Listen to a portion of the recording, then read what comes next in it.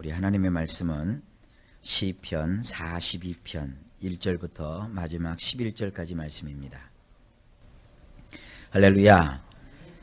시편 오늘은 42편입니다. 이 42편은 시편의 두 번째 책의 시작입니다. 여기 조그만 글씨로 1절 맨 앞부분에 고라 자손의 마스길 영장으로 한 노래 그렇게 되어 있습니다. 이 고라 자손이라고 하면 이 고라라는 사람이 성경에 여럿이 등장하는데 오늘 이 시편에 나오는 이 고라는 누군지는 확실하지 않습니다. 그런데 시편에 이 고라의 자손들이 상당수 많은 시편을 모은 것으로 나타나고 있습니다. 그래서 여기 고라 자손이라고 하는 것은 누군지는 확실하지 않지만 상당수의 시편을 모은 그런 사람들이다라는 것을 알 수 있고요. 이 마스길이라는 말은 교훈이 되는 시라는 뜻입니다. 시는 감사의 시가 있고 또 탄식하는 시가 있고 이처럼 뭔가 사람들에게 교훈을 주고 또 깨달음을 주기 위한 그런 시가 있습니다. 그래서 오늘 이 시편 42편은 깨달음을 주기 위한 교훈의 시입니다. 영장으로 한 노래, 영장으로 한 노래가 아니라 이것은 영장을 위한 노래 이렇게 불러야 마땅합니다. 영장이라고 하는 것은 그 성가대 대장을 뜻해요.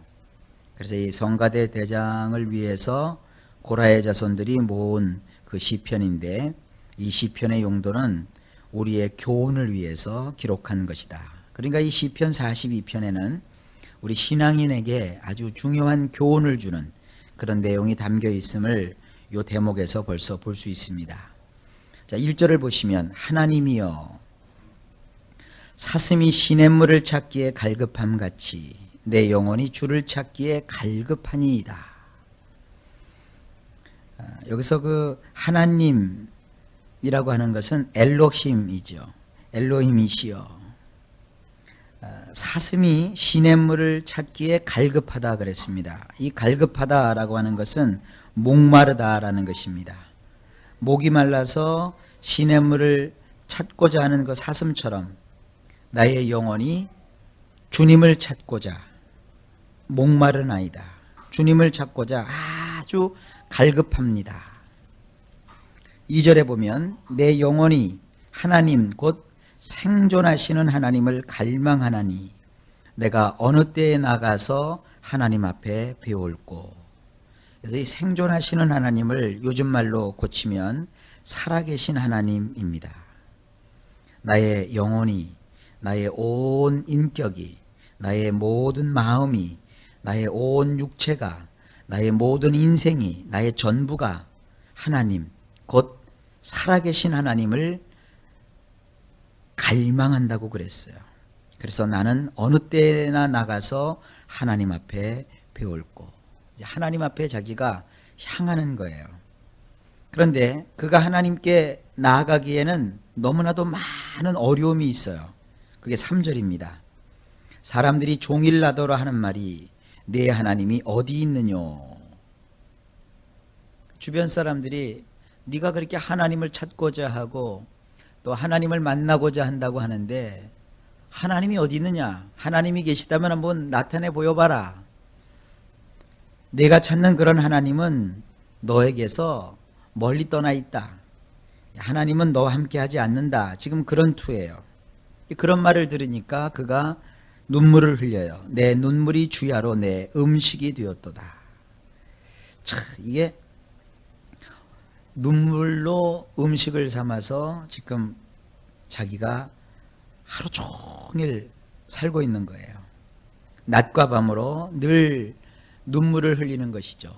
자, 여기서 어떤 것을 우리가 연상할 수 있습니까?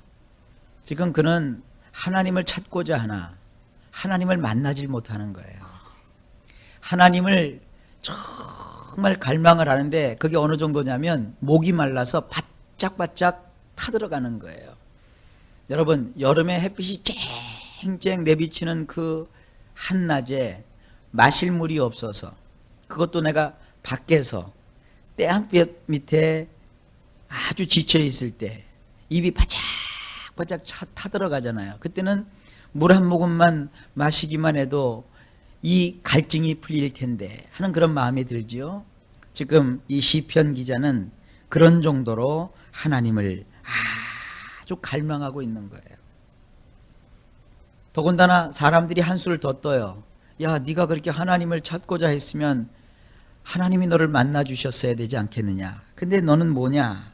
그러니까 그가 이와 같은 절박한 상황 속에서 할 수 있는 일은 뭡니까? 눈물밖에 없는 거예요. 눈물을 하염없이 흘리면서 그가 지내게 되는 것이죠. 자, 이것이 교훈이라 그랬어요. 우리가 인생을 살아가는 동안에 하나님과의 관계 속에서 신앙생활의 모습을 여기서 엿볼 수 있는 것입니다. 우리가 때로 신앙생활 할 때는 하나님으로 인해서 이렇게 갈증이 날 때가 있어요. 정말 내 생각에는 하나님이 꼭 지금 나와 함께 해주시고 나를 위해서 뭔가를 해주셨어야 된다라고 생각을 하는데, 근데 하나님은 그냥 마냥 기다리시고 마냥 나를 내방치 해놓으시는 것 같아요. 이 교훈을 깨닫지 못하면요, 조금 하나님의 일을 하다가 지쳐버리고, 봉사한다 그러다가 꼬꾸라져 버리고, 기도한다 그러다가 중간에 포기한다고요. 그래서 이렇게 말씀을 알고 나면, 아하, 하나님은 자기의 사랑하는 사람들에게 이렇게 갈증의 기간을 두시는구나. 이렇게 간절하게 하나님으로 인해서 목마름의 과정을 겪게 하시는구나. 이런 말씀에서 여러분들이 잘 교훈을 받으셔야 돼요. 우리 신자들이 가져야 될 아주 중요한 품성 중에 하나가 뭐냐 하면 하나님을 기다릴 줄 아는 거예요.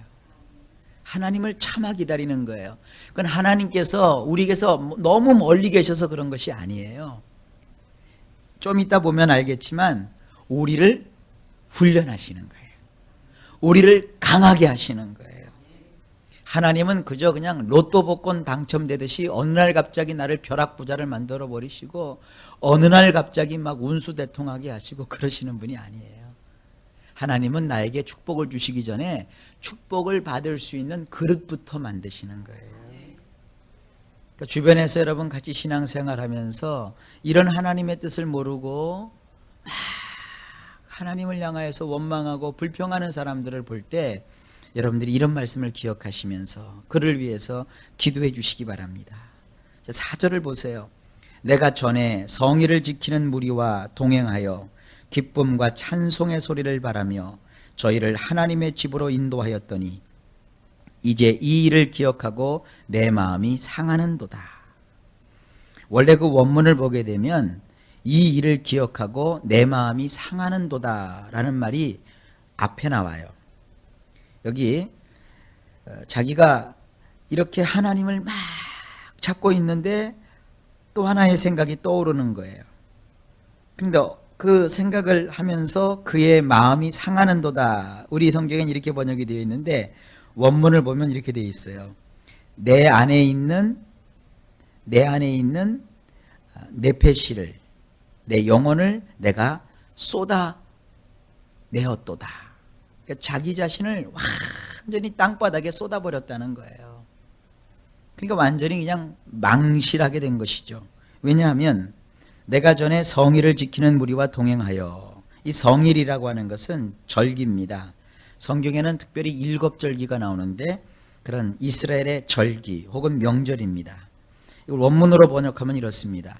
내가 무리들과 함께 유유자적하게 천천히 여유를 즐기면서 하나님의 집까지 그 사람들과 함께 걸어갔느니라.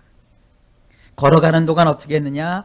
기뻐 환호하는 소리를 바라며 감사를 크게 외치면서 절기를 지키는 그 무리들과 함께 그렇게 내가 하나님의 집을 갔다는 거예요. 그런데 그렇게 내가 하나님을 찾고 그렇게 기뻐하고 좋아했는데 지금의 처지가 굉장히 어렵고 힘들다는 것이에요. 자, 그래서 5절에 이렇게 기록하고 있습니다. 내 영혼아, 내가 어찌하여 낭망하며 어찌하여 내 속에서 불안하여 하는고. 낭망이라고 하는 것은 마음이 팍 깔아지는 거예요.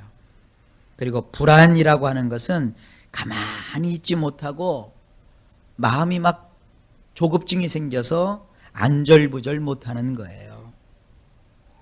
이 5절 말씀은 굉장히 중요한 말씀입니다. 5절 말씀이 11절에도 한 번 더 반복이 돼요. 이게 여러분들이 신앙생활하면서 반드시 명심하셔야 될 말씀입니다. 우리가 이렇게 세상을 살고 또 주님을 믿으면서 마음이 하나님을 믿는다고 하면서 자꾸 이렇게 깔아지시면 안 돼요. 그러니까 자기의 그 영혼을 향해서 이 사람이 말합니다. 너는 하나님 앞에 있는 그 건져내시는 그 구원들을 바라보면서 하나님 그분을 기다려라. 그리고 너는 끊임없이 하나님을 찬송하는 일을 게을리하지 말아라. 자기 자신을 그렇게 타일르는 거예요. 자기 영혼을 향해서 말합니다. 내 영혼아, 내가 어찌하여 낭망하며 어찌 팍 깔아 앉아 있으며 어찌하여 안절부절하지 못하고 있는고. 너는 그럴 시간이 있으면 그 순간에 하나님을 바라라. 이 바라라라고 하는 것은 기다리라는 거예요. 그의 얼굴의 도우심을 인하여 내가 오히려 찬송하리로다. 여기 지금 얼굴의 도우심이라는 말은요, 그 얼굴에 어떤 도움이 있다 그것이 아니라 그분 앞에 있는 도움이 아니라 사실은 구원하시는 거예요. 나를 건져내시는 거예요. 그래서 그분 앞에 있는 그 구원들로 인해서 여기 보면 오히려 찬송하리로다 그렇게 되어 있는데, 이건 뭐냐면 거듭거듭 찬송을 계속하겠다라는 것입니다. 이 말씀을 재구성하면 그렇습니다. 전에는 내가 그렇게 하나님의 성전에 올라가면서 절기를 맞이해서 사람들과 함께 어울리면서 기뻐하고 즐거워하며 하나님이 저기 계시다, 하나님께로 나가겠다 이랬는데, 지금은 같이 올라갔던 사람들이 다 자기를 향해서 왕따를 시키는 거예요. 야, 네가 그렇게 찾았던 하나님이 어디 있느냐? 네가 그렇게 부르짖었던 하나님이 도대체 너와 함께 하신다는 증거가 우리가 아무리 찾아볼래야 찾아볼 수가 없구나. 그러니까 그의 마음이 완전히 팍 가라앉았어요. 조용히 있지 못하고 안절부절하고 있어요. 항상 우리 마음을 높여야 돼요. 자, 그것이 어디 나오느냐 하면 6절 말씀입니다. 내 하나님이여, 내 영혼이 내 속에서 낭망이 되므로 어떻게 했어요? 내가 요단 땅과 헤르몬과 미살산, 이 발음도 참 어렵게 되어 있네요. 미살산에서 주를 기억하나이다. 이렇게 놓으니까 여러분 무슨 뜻인지 잘 모르죠? 이 요단이라고 하는 것은 비교적 조금 낮은 지대예요. 여기 강이 흐르고 있죠. 그리고 이 헬몬산이라고 하는 것은 이것도 역시 산인데, 헤르몬이라고 하는 지역은 산이 높아요. 그래서 거기는 항상 만년설이 있어요. 그리고 거기서 이렇게 눈물이 녹아가지고 조금 밑으로 내려오면서 갈릴리 바다로 들어가는 거예요. 그리고 이게 미살이라는 말이 나오는데, 이 미샤라는 말은 뭐냐 하면 작다라는 뜻이거든요. 근데 이때 작다라는 표현은 쓰고 있지만 미살산입니다. 이 성경에서 산이라고 하는 것은 굉장히 높은 걸 뜻해요. 그래서 이 헤르몬이라고 하는 지역이 굉장히 크고 넓기 때문에 그 옆에 있는 조그만 산, 미살산이라고 표현을 했지만 높기는 굉장히 높아요. 이 미살산도요. 이게 무슨 뜻입니까? 그의 영혼이 지금 요단강처럼 잔뜩 아래로 깔아졌단 말이에요.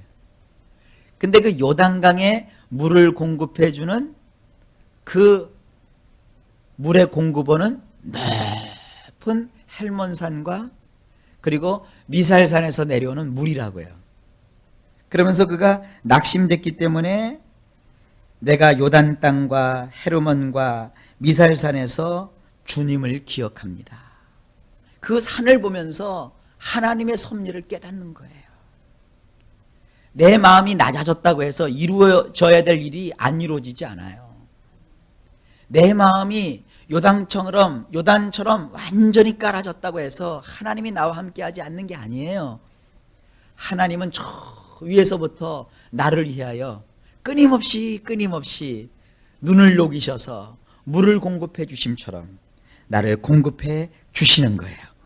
그래서 7절에 이렇게 나와요. 주의 폭포 소리에 깊은 바다가 서로 부르며 주의 파도와 물결이 나를 엄몰하도소이다. 자, 여기 그 폭포라고 되어 있는데 원문으로 보면 뭐라고 되냐면 파이프라고 되어 있어요. 파이프. 하나님께서 이렇게 물 파이프를 딱 나한테 대셔가지고 어떻게 하시느냐? 거기다가 물을 공급해 주시는 거예요. 그래서 물이 얼만큼 많이 오느냐 하면 그 물이 얼마나 많은지 깊고 깊은 바다가 돼버렸어요.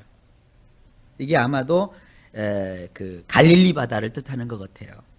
그리고 이 요단강처럼 자기가 낮아요. 지금 자기가 요단강처럼 낮은데 그 낮은 요단강이 지금 어떻게 됐어요? 주님이 일으키시는 파도와 물결로 완전히 잠겨버렸어요. 자 보세요. 사람들이 그렇게 자기를 비난하고 사람들이 그렇게 자기를 왕따를 시켰는데 그래서 자기 영혼이 완전히 자기에게서 빠져나가서 엎질러진 물처럼 바닥에 쫙 깔려버렸다고요. 낭망을 하고 낙심을 했어요. 그러자 그 순간에 그 영혼이 나의 영혼아 내가 어찌하여 낭망하며 어찌하여 그렇게 불안해서 안절부절 못하고 있는고 너는 하나님을 쳐다봐라. 하나님을 기다려라.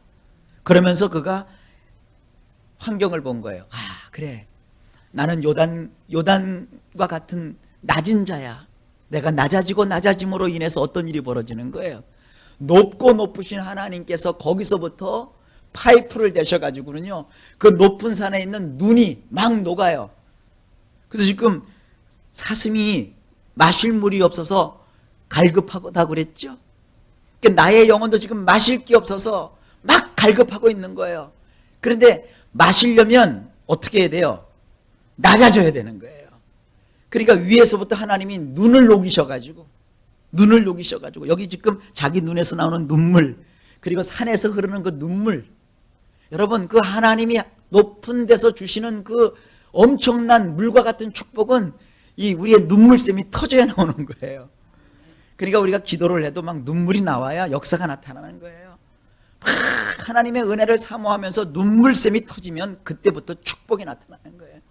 그래 할몬산에서 눈이 녹아서 거기 또 미샬산에 있는 눈까지도 같이 그냥 막 녹아가지고 그 지류를 따고 쭉 물이 내려와가지고는 깊은 바다를 이루어요. 갈릴리 바다를 이루고 그 갈릴리 바다 밑으로 요단강이 흐르고 있는데 그 요단강에 물이 막 범람을 하는 거예요. 자기가 요단입니다. 나를 그 물이 완전히 뒤엎어버렸잖아요. 그러니까 이제 갈증이 해소되는 정도가 아니죠. 그 물에서 막 수영하지요. 그 물 속에 푹 빠져 있죠. 물이 마르지 않지요. 이게 바로 교훈이에요. 우리가 지금 볼 때는 목마른 것 같고 지금 볼 때는 안 되는 것 같고 지금 볼 때는 낙심하고 절망할 수밖에 없는 것 같아도 하나님을 바라보니 그 높고 높으신 하나님께서 그 엄청난 축복을 주시려고 나를 그토록 낮추신 거예요. 그래서 8절에 보세요. 낮에는 여호와께서 그 인자함을 베푸시고 이게 캐세드 인애예요. 밤에는 그 찬송이 내게 있어 생명의 하나님께 기도하리로다. 그 다음에 또 뭐라고 되어 있습니까? 9절에 내 반석이신 하나님께 말하기를 어찌하여 나를 잊으셨나이까? 내가 어찌하여 원수의 압제로 인하여 슬프게 다니나이까 하리로다. 여기서 지금 그렇게 말하겠다 그게 아니라 그렇게 했었다는 거예요. 되게 그 히브리 원문을 보게 되면 문장이 나오면 다 과거형으로 해석을 하거든요. 그러니까 지금 이 9절 말씀을 우리 지금 성경을 우리가 개역 성경을 보고 있고 또 개정 개역판을 쓰고 있거든요. 여러분들 가지신 성경이 옛날 거면은 개역 성경이고 요즘 사한 그 새로운 성경이면 개정 개역판을 보기 때문에 조금 그 내용이 달라요. 근데 어쨌든 여기 보면 어법이 안 맞잖아요. 그렇게 하나님의 축복을 받고 나서 갑자기 또 어찌하여 하나님 나를 잊으셨습니까? 어찌하여 원수의 압제로 인하여 내가 슬프게 다니나이까? 그렇게 얘기했습니다. 이렇게 나와 있으면 이건 별로 문맥에 맞질 않아요. 그래서 이런 구절은 어떻게 해석하느냐 하면, 전에는 지금의 나의 반석이신 하나님께 말하기를, 하나님 어째서 나를 잊으셨습니까? 나를 억압하는 원수들로 인해서 내가 종일토록 슬프게 다니지 않습니까? 그랬다는 거예요. 그리고 10절에 내 뼈를 찌르는 칼같이 나의 대적이 나를 비방하여 늘 말하기를 네 하나님이 어디 있느냐? 그렇게 했었습니다. 그때 나는 이렇게 했습니다. 내 영혼아, 내가 어찌하여 낭망하며 어찌하여 내 속에서 불안하여 하는고? 너는 하나님을 바라라. 나는 내 얼굴을 도우시는 내 하나님을 오히려 찬송하리로다. 그랬더니 어떤 일이 벌어졌어요? 높은 산에서 눈이 녹아가지고 물이 내려와서 바다를 이루고, 그 바다에 넘치는 물이 나에게까지 미쳐서 내가 그 물속에 푹 빠져버렸단 말이에요. 그러니까 가람이 없는 거예요. 갈급함이 없는 거예요. 여러분, 이것이 하나님이 우리에게 주시는 큰 은혜인 줄로 믿습니다. 오늘도 여러분이 갈급한 심령을 가지고 혹시 주님 앞에 나오셨습니까? 하나님께서는 반드시 높으신 그곳에 있는 하나님의 보좌에 있는 큰 놀라운 축복을 우리에게 부으셔서 큰 바다를 이루게 하시고, 그 물이 나에게 넘치게 하시고, 여호와를 아는 지식으로 충만하게 하시고, 하나님이 주시는 그 엄청난 복을 누리게 하시는 것입니다. 우리가 해야 될 것은 하나님을 기다리는 거예요. 그리고 하나님을 찬양하는 거예요. 낭망하지 마십시오. 그리고 하나님 앞에서 여러분 불안해하지 마십시오. 그리고 오늘도 나는 할 수 있다라고 말하십시오. 나에게는 좋은 일이 벌어진다고 생각하십시오. 오늘도 나에게는 하나님이 주시는 놀라운 기적이 일어날 것을 믿으십시오. 그리고 하루를 승리하시기를 예수님의 이름으로 축복합니다.